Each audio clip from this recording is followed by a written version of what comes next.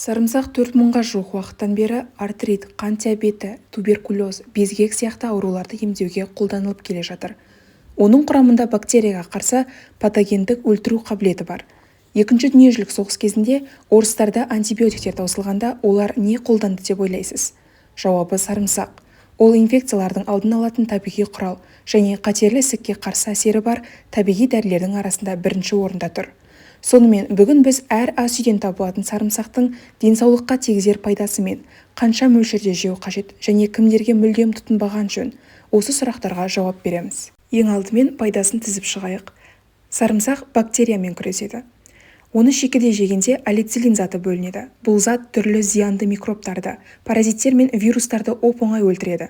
Елестетіп көріңізші, егер сіз қыста сарымсақ жесеңіз, аузыңыздан шығатын сарымсақтың иісі ауадағы микробтарды қорқытып, ағзаға жолатпайды.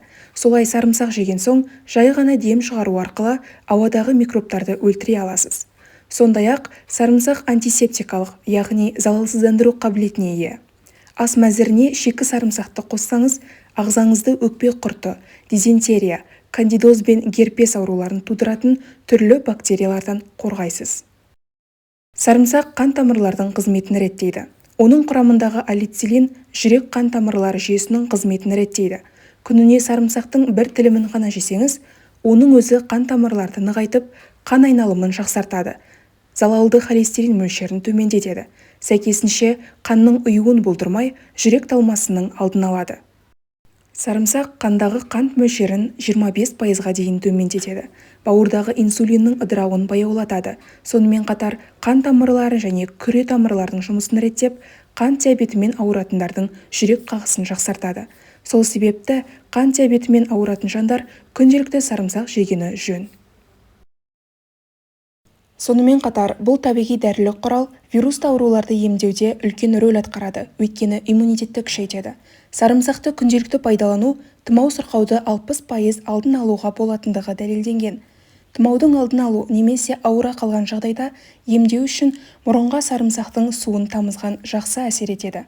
Соның арқасында біз иммундық жүйені әлсірететін және денені ауруларға өте сезімтал ететін вирустардан арыла аламыз. Зерттеулер нәтижесі сарымсақты күнделікті қолдану қатерлі ісіктің пайда болуын 20%-ға төмендететіндігін көрсеткен. Сарымсақ құрамындағы күкірт, салицилцистеин мен селен ағзадағы шлакты сыртқа шығарып қана қоймай, қатерлі ісік жасушаларын өлтіреді. Соның ішінде асқазан рагы, тоқ-ішек ісігі, бауыр, сүт безі ісігі қаупін азайтады. Сарымсақ паразиттермен күреседі. Аскорбидозбен жер бетінде 1 миллиардқа жуық адам ауырады. Бұл ересектер мен балаларда кездесетін ауру. Оны аскарида, яғни ішек құрты тудырады. Ал сарымсақ ішек құрттарымен күресудің табиғи әрі тиімді жолы. Жүргізілген зерттеу жұмыстары бойынша сарымсақ өлімге әкеп соғатын сибирский язва деп аталатын індетті небәрі 3 сағат ішінде жойып тастай алатындығы дәлелденген. Сарымсақ ас-ішек жолдарына өте пайдалы. Оны күнделікті пайдалану асқазан сөлінің бөлінуін және темірдің дұрыс сіңуіне көмектеседі. Ас қорыту процесін жақсартады, қарынның жұмысын реттейді, ішек жұмысын жылдамдатып, тәбетті көтереді. Алайда асқазан ойық жарасы және басқа да асқазанмен байланысты аурулардың асқынуы кезінде сарымсақты қолданбаған абзал. Сарымсақты күнделікті тұтыну арқылы аяқ-қол буындары ауруынан құтыласыз. Сарымсақ тұз жиналудың алдын алып, зақымданған буынды қалпына келтіреді. Сүйек майларының азаюын болдырмайды. Сондықтан да сарымсақты ас мәзіріне қосуды ұмытпаңыз. Сарымсақтың құрамындағы дәрумендер теріні серпінді етіп, қалыпқа келтіреді. Безудің пайда болуын азайтады. Әжімнің, бет терісінің қартаюын алдын алады. Бұл үшін сарымсақтан жасалған маска жасау міндетті емес. Небәрі күніне сарымсақтың 1-2 тілімін жесеңіз болғаны. Сарымсақ дұрыс тамақтану механизмінің тетігі. Оны жеу арқылы артық салмақтан арылып қана қоймай, сол қалыпты ұзақ уақытқа дейін сақтауға мүмкіндік бар. Сол үшін күніне 1 немесе 3 тіс сарымсақты шикідей, яғни балғын күйінде жеуді ұсынамыз. Сонда ғана оның құнары мен пайдасы бойға дариды. Немесе сарымсақтан шай жасап тұтыныңыз. Ол үшін зімбір мен сарымсақты ұсақтап турап, үстіне 2 литр ыстық су құйып, 1 сағат көлемінде су буында демдеп алыңыз. Артынша сарымсақ пен зімбірді сүзіп алып, Демделген суды күні бойы аздаған мөлшерде бірнеше рет ішіңіз. Немесе сарымсақты көпшілік біле бермейтін тұтыну жолы фермент деп тұтынсаңыз да өз еркіңіз. Ол үшін ең әуелі балға сарымсақтың бір басын жуып тазалап салып, қақпағын жақсылап жауып, шамамен 1 аптадан аса уақыт ұстайсыз. Бұндай ферменттелген қара сарымсақ ұзақ уақыт ауа кірмей жоғары температурада тұрып ашиды. Түсі қара түске өзгеріп, балдың тәтті дәмі мен сарымсақтың дәмі араласып, ерекше аромат береді.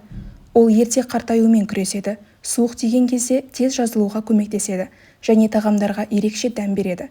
Осындай ферменттелген сарымсақта пайдалы антиоксиданттық қасиеттер 2 есе көп болады. Сонымен қатар басқа да маңызды амин қышқылдары пайда болады. Олар жасушалардың регенерациясын жылдамдатып, организмнен токсиндер мен қалдықтарды кетіреді. Енді өзекті мәселелердің бірі сарымсақтың сапасында. Әлемдегі барлық сарымсақтың 80%-нан астамы Қытайдан келеді. Ал Қытайда сарымсақ еш дақсыз кемшілігі жоқ, таза болып көріну үшін өңделіп ағартылады. Сондай-ақ олар кейде сарымсақты ағынды суларда өсіріп, ұзақ уақыт сақталу үшін химиялық заттарды себеді. Сондықтан сарымсақ сатып алғанда, оның жергілікті жерде жақсы жағдайда өсірілгеніне көз жеткізіп алыңыз. Сарымсақтың құрамы түрлі элементтерге өте бай. Десе де оны шамадан тыс жеуге болмайды. Әйтпесе уланып қалу мүмкіндігі бар. Мәселен, күніне 8 тіс сарымсақты жесеңіз, қан кетеді. Ішке газ көп жиналады, жүрек айнып, бас ауырады, дене температурасы көтеріледі. Сондықтан тәулігіне 2-3 тіс сарымсақ қана тұтынғаныңыз дұрыс. Сонымен қатар, сарымсақты аш қарынға жемеңіз. Ал асқазаны ауыратындар ауруды асқындырып алмас үшін сарымсақты мүлдем тұтынбағаны абзал.